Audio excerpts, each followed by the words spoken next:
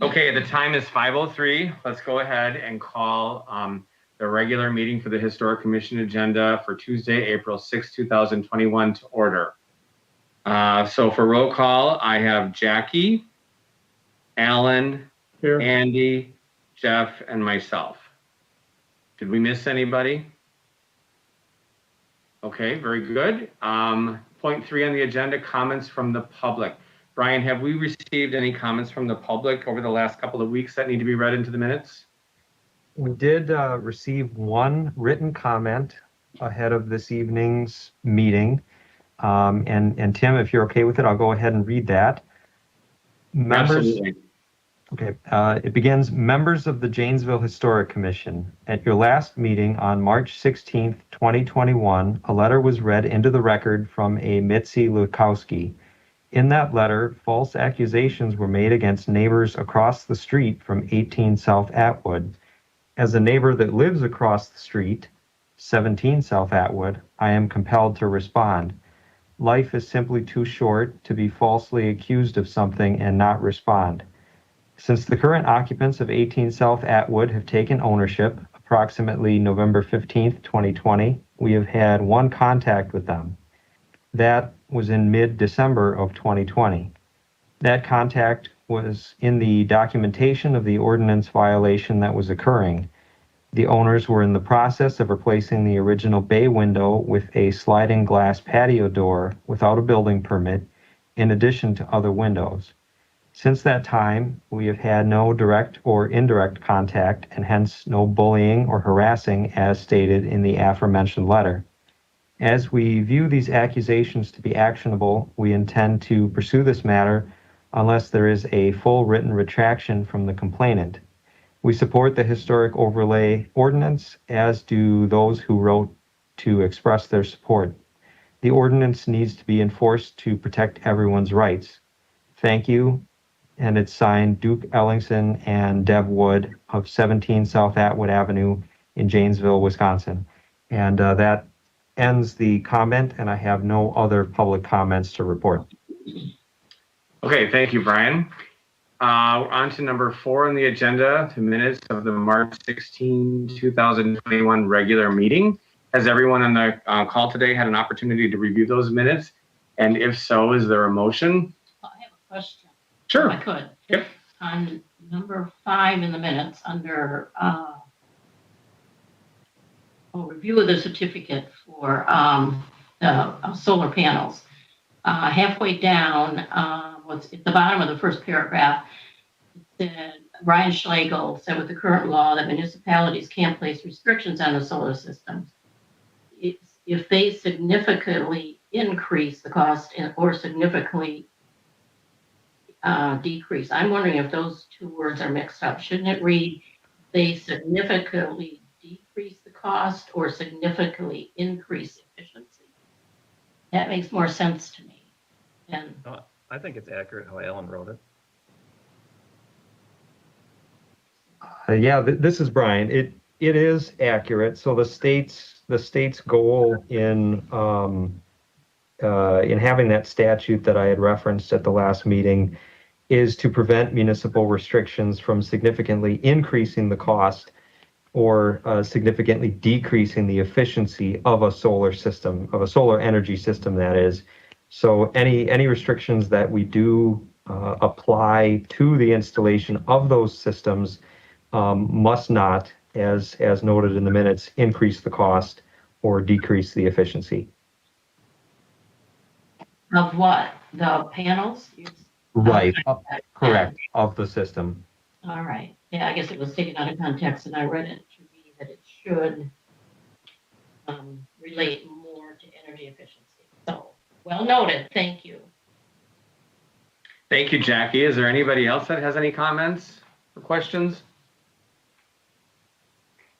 Hearing none, is there a motion? I'll move to approve the minutes. Andy. Thank you, Andy. We have a motion. Do we have a second? I'll second. Thank you, Jackie. Anyone opposed? And the motion carries. Thank you. We are on to number 5, the review of certificate of appropriateness number 2021-05 for a property located at 308 East Van Buren Street that Tim Moss and Jeff Stephenson did the review on. So I'll start with this. I met with the homeowners, Jessica and Vladimir, yesterday afternoon and walked through the project. And if I could, Brian right now has the high-level overview of what things look like and the place exactly where the fence is going to be placed. But if I could have you move 2 more slides ahead. One more. There we go. This picture is the one that most accurately depicts the project at hand. So you can see right there right now, the areas that are highlighted in yellow is where the proposed new fence will be placed. And the run will be approximately 24 feet long. The current picket fence that is located there is approximately 16 feet long right now with the panel that's missing. You can see the City of Janesville trash containers there as well. So what the homeowners are proposing to do is using the vinyl product that is 6 feet tall and 8 feet wide, installing 3 panels with Gothic posts in between each one to create a privacy screen between the two, themselves and the adjoining property behind them there. I talked with the homeowners at length about this, and it really, I think, will be, it's in line with other fences that we have approved within the Courthouse Hill Historic District that are made out of the vinyl products. I think that adding the Gothic tops to each of the posts is going to be a nice enhancement to this to make it look more professional. They're using a professional fence installing company, which is Lemke Fence Company. And I think this will just be a big benefit to the properties there, to the privacy in the backyard. So Jeff, I know you weren't able to make it with me last night, and because it was so straightforward, I don't know if you stopped and looked at this at all or have anything you'd like to add before we turn it over to the homeowners. Yeah, I just saw the pictures. I never made it over there, but I thought what they're doing is a good choice for what they want to do. Okay. Thank you, Jeff. Jessica and Vlad, are you on the line? Can you hear us?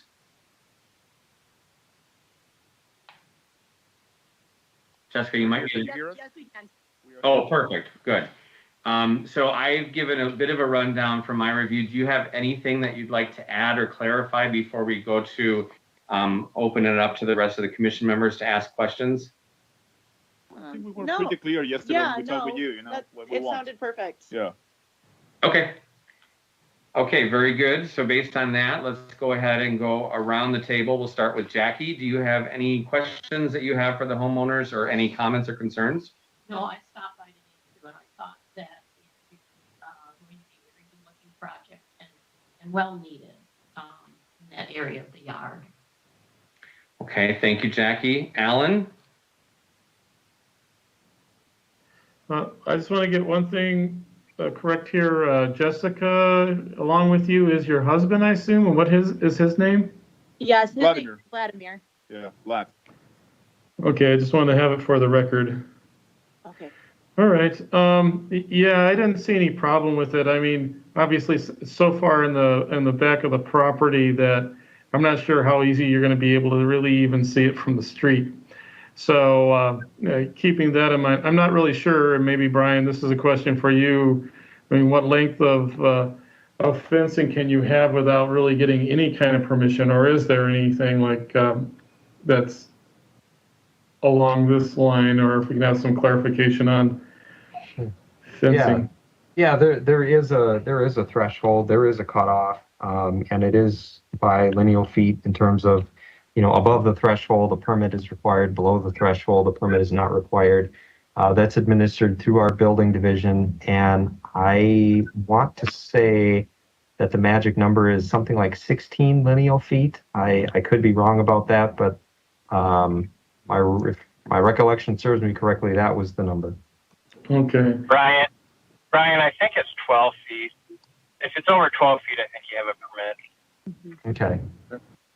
I just wanted to make sure that the group was aware of that. But I mean, we're not talking about a very large space, and I'm okay with it, you know, based upon the design and what else is out there, and obviously since this is kind of like parking garage backyard, you know, I don't see any issue. And when it really comes to fencing, that's kind of in a hidden area, you know, that's obviously something that if the future homeowners want to take it out, it's not going to be an issue either if they want to change it as well.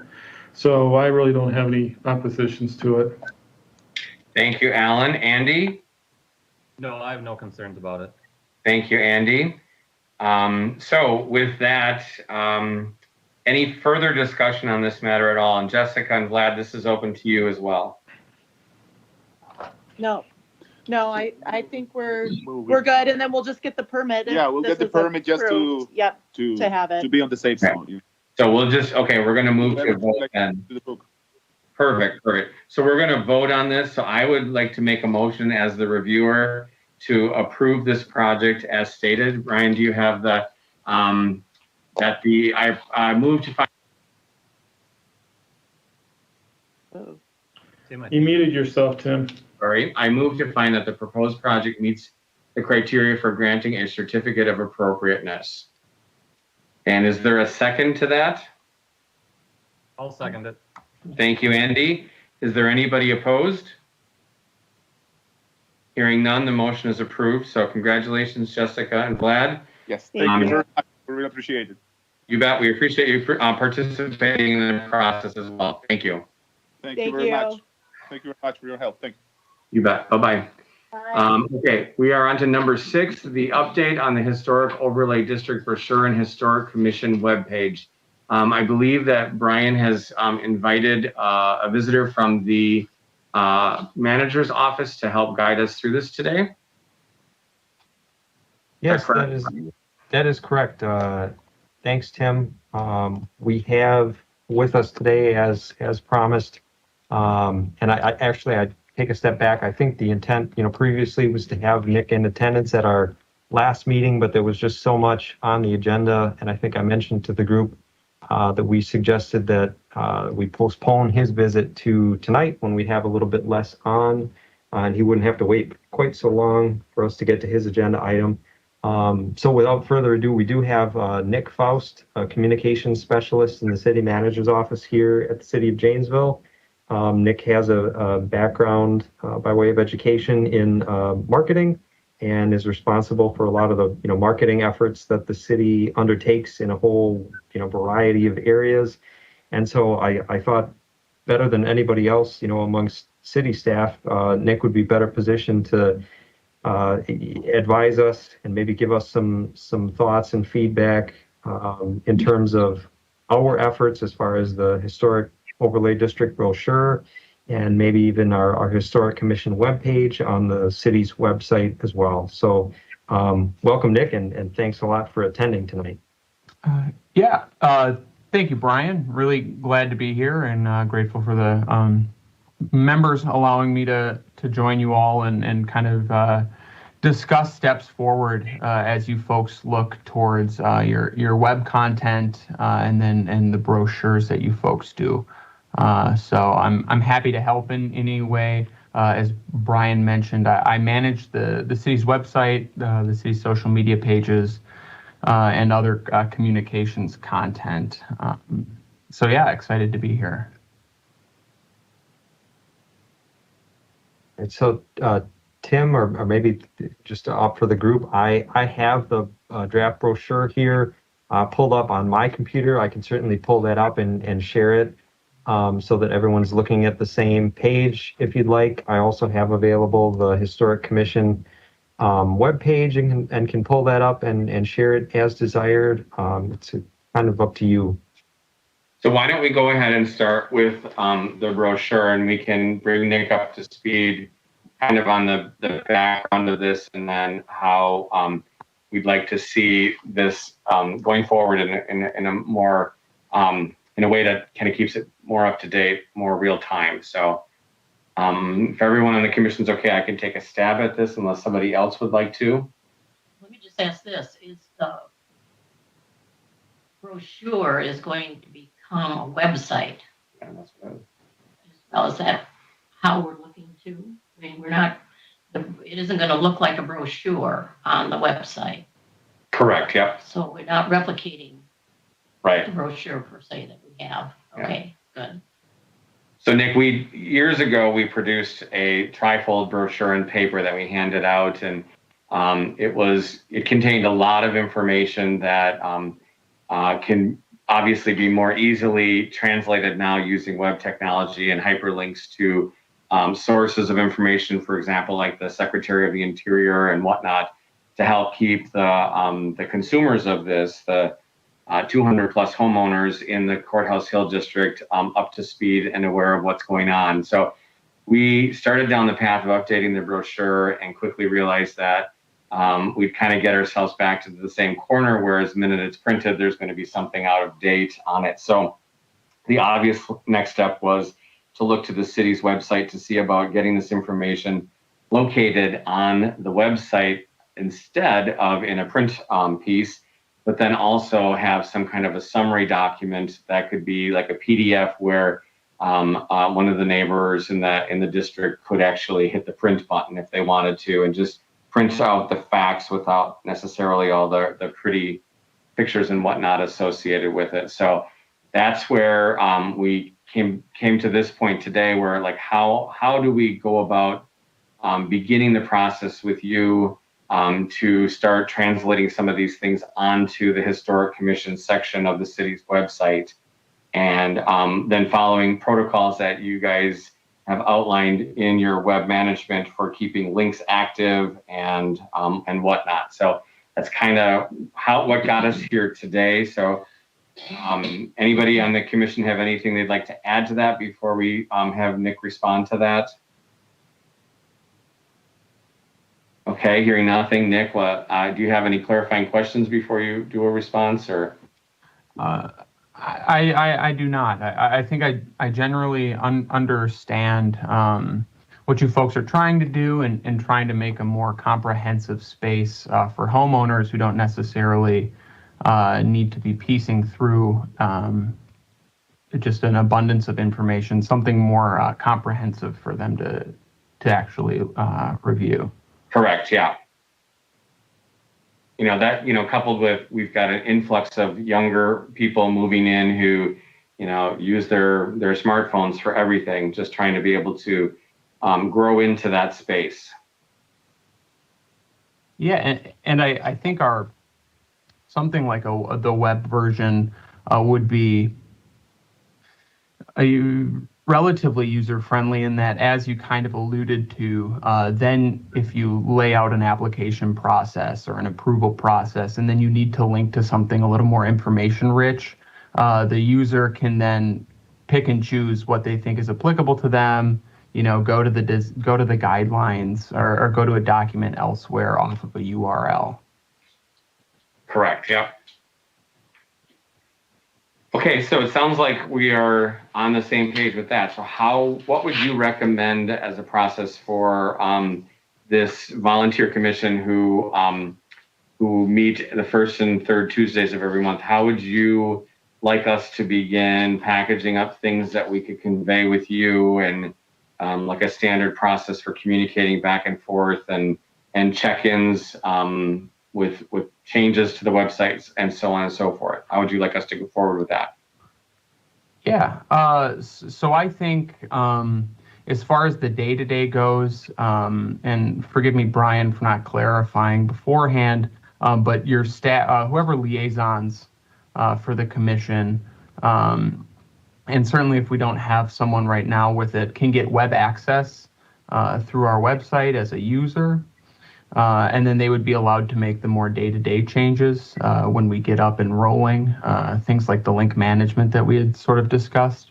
But in the interim, I have, and again, Brian, feel free to correct me if I'm wrong, I have an updated version of that pamphlet that I think has some good information in the certificate of appropriateness process, the appeal process, the criteria for review, that I would certainly be willing to start mocking up into a web page for you folks. Well, that's very exciting. Very exciting. So I guess, Nick, I think that obviously this is in addition to everything else that you have on your to-do list. So we would just be looking to you to kind of help us understand what to expect as far as like a turnaround time, or when you'd maybe want to come back in and check in with us and give us a guided tour or something. Yeah. So I certainly think, cognizant of you folks meeting, and I apologize, the 1st and 3rd. Correct. Yep. Yeah, I think in about a month's time, if that sounds all right with you folks, that new permit pamphlet that I'm looking at is something that we can start to mock up into something. I'd be happy to come back in a month's time or whenever works for the agenda to kind of do a run through of something. Okay, that sounds fair. I've got a question here, a comment from Jackie. I would ask, I guess, would there be room to list the Secretary of Interior's guidelines? We have a list of 10 that I've seen used. And also, we did want to have the tax credit info, which is, I guess, already secure information that would just have to be, I guess, put on the site. And I was also wondering, do you see having any forms printed out? Jackie, this is Brian. I'm just going to jump in real quick. I do have a lot of the information, the things that you mentioned, and some of the feedback that's been given already on the materials that we've prepared, that I can certainly work directly with Nick on, and maybe even like you mentioned, if I have access to edit the page, or put together draft edits for his review, to where I can be filling in some of that information that you mentioned, to ensure that we're capturing some of the things that you talked about. I don't know offhand, if those are things that Nick has had cause to work with or on before. And so as the staff liaison to the commission, I would certainly, be assisting that and filling out, providing content by way of the things that you mentioned. Okay, thank you. Well, it's ready information that just needs to be, I guess, replicated. Also, what about having any forms on the website that they could print out and then automatically do their application, I guess, online? Yeah, if there's a way to make that happen and streamline things, we do and have for some time now accepted applications that are sent to us by email. And certainly since the pandemic started, we haven't been requiring paper submittals unless that's what folks want to do. So if there is a way to build, a fillable form on the website or anything along those lines, that would dovetail well with our current practice. Good. Thank you. It sounds like we have a really good start with this. So, Nick, just to confirm, it looks like May 4th would be the first Tuesday in May. Does that sound like a date you want to commit to, or would you rather move that out to the 18th of May? And I can this is Brian again, sorry. I don't want to speak for Nick. It'll be up to you as far as that goes, Nick, but I can certainly keep Nick apprised as far as what it looks like our agenda might consist of. And, for example, if we've got an upcoming agenda where we've got, 3 or 4 certificate of appropriateness requests to review, that may not be a meeting where we also want to try and tackle the web page, and we typically don't know what our agenda is going to be until as near as 10 days our application deadline prior to each agenda. So certainly we could, and Nick, if you and the group are comfortable, we can certainly pencil you in for whatever date, but I'd advocate for some flexibility as far as that goes. And I certainly appreciate that, and I'd be more than willing to be flexible on that, agenda dependent.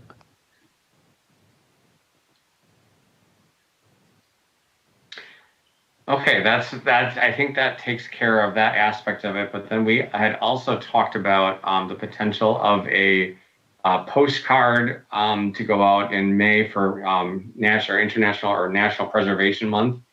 That could potentially be there, or also working together with the city or the neighborhoods, the Courthouse Hill District's Facebook administrator for that private group to also send some information out over their Facebook page as well. So there are some other potential needs there and other potential avenues for being able to convey some information.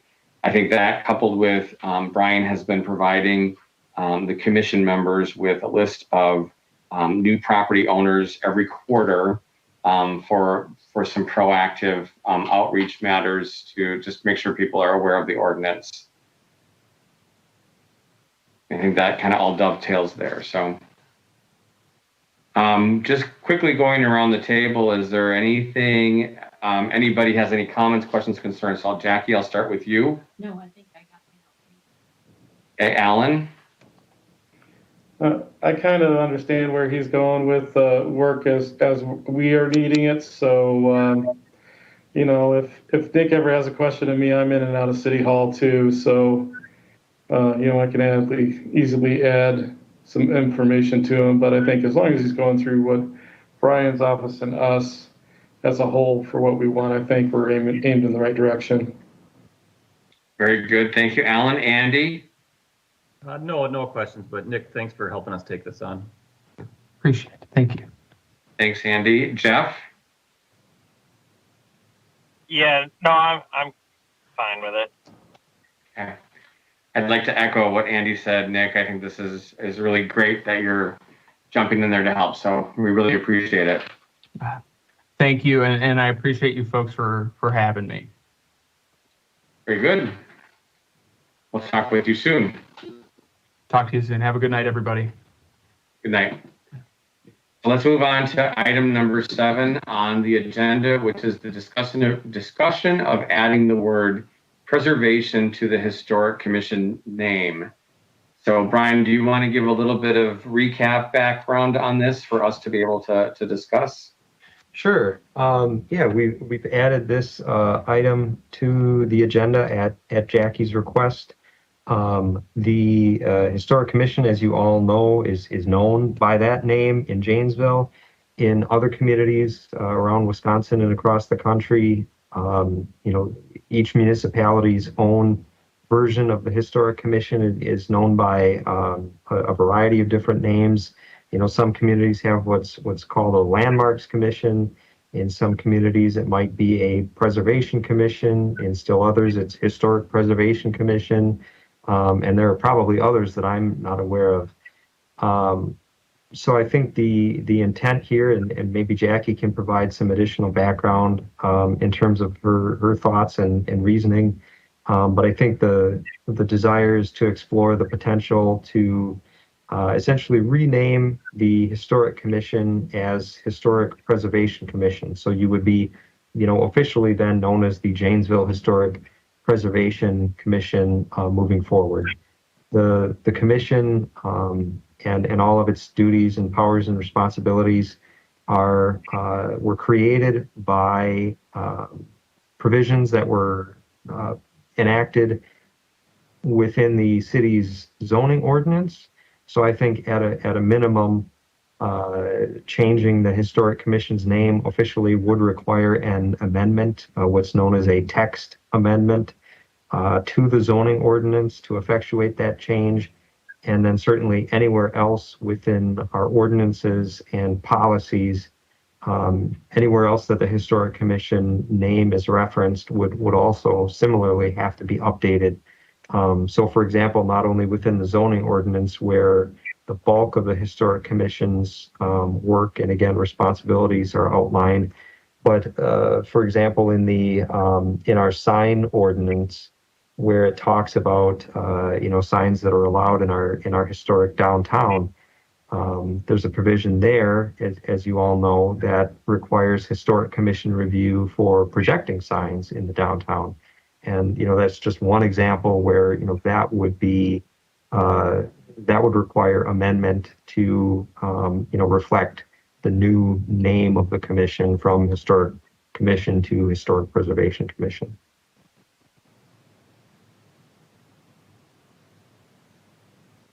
Okay, thank you for the recap there, Brian. Let's go around the table to discuss this. Jackie, let's start with you. Well, I would like to see if the committee has received any of the material. Brian, I gave him some from the Wisconsin Historic Preservation Commission, their annual report, and then there was a singular sheet that is it's a report they do every year. And I guess that's what sort of brought all this to my mind, that they are the Wisconsin State Historical Society and the Department of Interior are the ones that have certified all the historic commissions per se. And in all their literature, they do list historic preservation commissions. And I guess I'd rather look at it as we're not so much changing a name, but we are correcting a name that should read Historic Preservation Commission due to the fact that we were certified that way, but for whatever reason, that name never got projected here in Janesville. We also,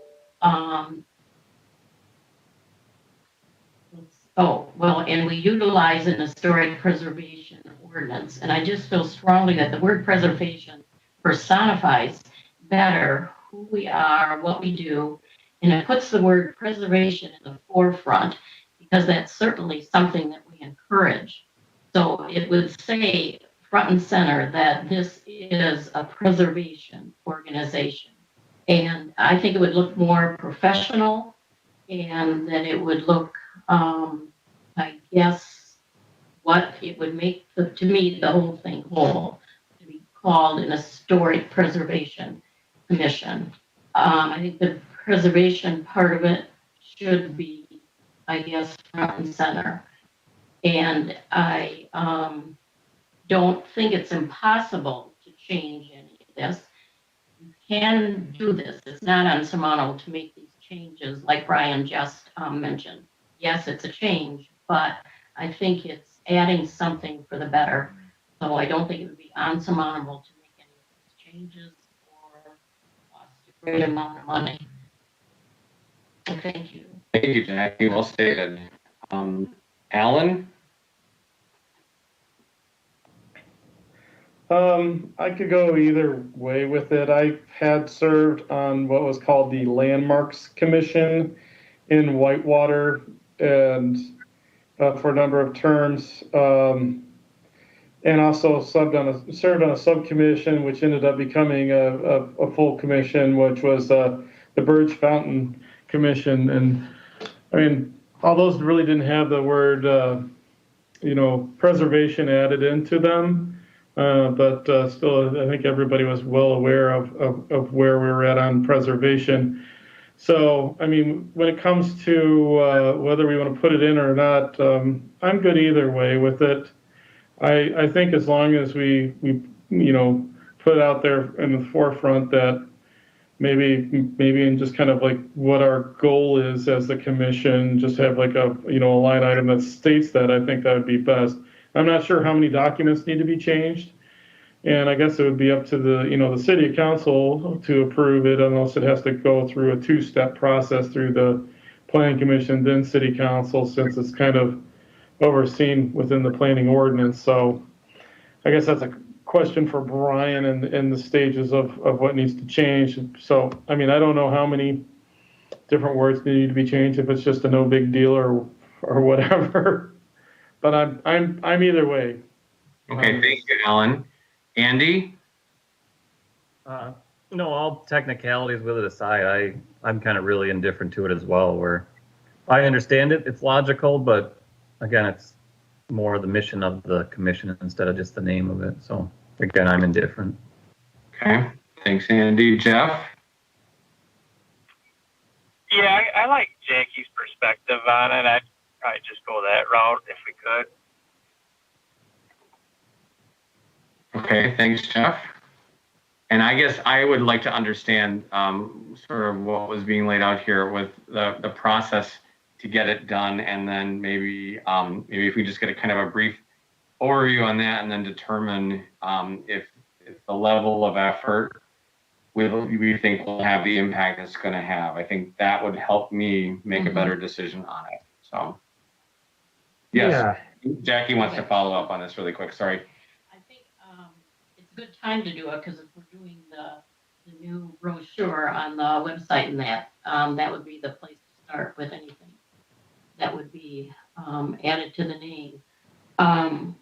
I also think I wasn't looking for any big decision tonight. I did want to get it on the agenda. And I think in lieu of what Tim said, that if that information comes forward, and I think it would be a good decision for the new board to make and get their perspective as well. So I'm not looking at a big decision tonight, but I would like to see it on a future agenda, and then maybe I could speak to the, as a citizen at the beginning of the meeting. Thank you, Jackie. Brian, I think you were starting to say something. Yeah, I was just going to say my goal, as the staff liaison tonight, was to hear from the group as far as whether or not this was something that you agreed with or were interested in pursuing. Certainly, and long story short, I don't have a good handle on exactly what process we would need to follow. Like I mentioned, I believe it would be an ordinance amendment that would be ultimately reviewed by the city council. But in terms of how that originates, there's a few different ways that typically happens. Sometimes it's for example, it might be a developer who needs a certain change to a city ordinance, making that request. Sometimes it's, it originates with the council members themselves because they hear from citizens who are advocating for a certain change. So that's kind of at its base what I need to get some more information on, and kind of what my next step would be if the group is interested in pursuing this. I can tell you that we have a very, very high level of development activity currently. As you know, my primary job responsibility is development review and facilitation for our commercial and industrial projects across the city, and we're very much consumed with that at the moment. It's surprising the amount of interest that we've got and projects in various stages of review. Our upcoming plan commission and city council agenda items deliverable from just us as a planning division are, I would say, higher than they've been in the 8 years that I've been here, despite the pandemic, which is a good thing, which is great, but it's going to keep us very, very busy and would prevent me from being able to devote time to this in the near term. So if there were interest from the group in pursuing this, it would be essentially added to my work program and something that we would be getting to, as soon as our workloads allow. Thanks for sharing that information with us, Brian. That really does help put things into perspective as well. So I guess I would like to echo Jackie's sentiment on this as well, is that if this were to go anywhere, it's with Jackie and Dustin and I leaving the commission that term here at the end of the month. I think it's a really important thing for the members of the new commission to be carrying forward anything related to this. So thanks everybody for the discussion and input on this. And I think that it's with all of that, we kind of all can see both sides of this issue at hand. So if there's anything that can ever be done to support the future commission in this as well, I'd be happy to assist, as well as Jackie, I know, as well. So thanks everybody. Okay. Let's move on to number 8 on the agenda, and that is Historic Commission announcements. Just a quick reminder that announcements are limited to member activities, also non-political community events. Discussions of matters related to governmental business is prohibited. So we'll go around the table again, same order. Jackie? Okay, thanks, Jackie. Alan? I don't have anything this time. Thanks, Alan. Andy? Same here, nothing new for me. Okay, Jeff? Yeah, just one thing. If anyone on the board, if you guys are interested in the Frank Lloyd Wright architecture, I did a new construction house that has the prairie style details inside. And if anyone would like to take a look at it, it's new construction. Just get a hold of me after the meeting, and I could more than welcome to give you a tour. It sounds awesome, Jeff. Thank you. Thank you. Before I go to Brian, I have one announcement, and that is the press release hit the airwaves today about the continued restoration efforts, preservation efforts inside of the Lincoln Tallman House. There's an update that's coming around about that. I'm sure it will be hitting the paper and social media. So I would just encourage you all to read that. If you have questions, please let me know. But then also to share that with anybody in your circle that you know is interested in those preservation efforts. So thank you for that. Brian? Thanks, Tim. I did have one quick question for you to confirm that you would not be able to attend the April 20th Historic Commission meeting. That is correct. I will be out of town. Okay. So then I just wanted to take a minute tonight, being that this would be your last meeting in service to the Historic Commission, to thank you for all that you've done. And just for the group, Tim has served a total of 4 terms on the Historic Commission. That's a total of 12 years with a 1-year gap between terms 2 and 3. Over the course of that 12 years, Tim has been the chair, I believe, for 5 years altogether, and vice chair for 2 years. And I did have Tara Barnett in our office take a look back through all of those years and calculate all the number of projects that we've reviewed. And over the course of those 12 years, we've had a total of 178 projects come through the Historic Commission for your review. So certainly that is testament to the impact that the Historic Commission has in Courthouse Hill, certainly, and also in our other districts when we're reviewing projects that the neighborhood services folks take through, and downtown and some of our historic buildings as those are redeveloped and adapted for reuse, and they want creative commercial signage in the downtown, and you've reviewed those. And so over the course of those 12 years that Tim has been on, we've had that many, 178, again, projects to review.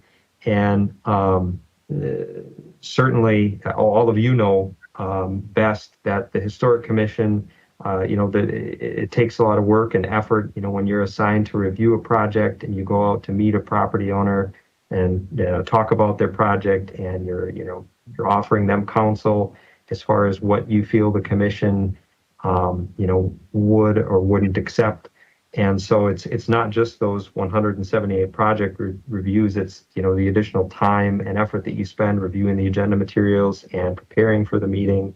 And so, I'll tell anybody, we're losing a lot with Tim departing the commission here next month. But again, before that happens, just wanted to take the opportunity to thank you again, Tim, for all your service to not only the Historic Commission, and to me certainly as the staff liaison, but to the community as a whole. So thanks again. Thank you, Brian. That is very, very, very kind, and I appreciate all the tally points there. And it's been my pleasure to be a part of this. This is many people may not believe this, but this is actually the reason why I moved to Janesville, is because of the ordinance and the neighborhood having architectural preservation protection. So it's been an absolute pleasure to be a part of this. So thank you for your kind words, and I really appreciate the time to be able to do this. Okay, moving on to number 9 here. The next regular meeting is scheduled for Tuesday, April 20th, 2021, 5 p.m. And with that, I would entertain a motion to adjourn. Okay, nobody wants to end. I'll motion to adjourn. Thank you, Jeff. Do I have a second? This is Andy, I'll second. Thank you, Andy. Anyone opposed? Okay, the motion carries. Thanks, everybody. Good luck in the future. Yep. Thank you, Tim. Thank you. Bye.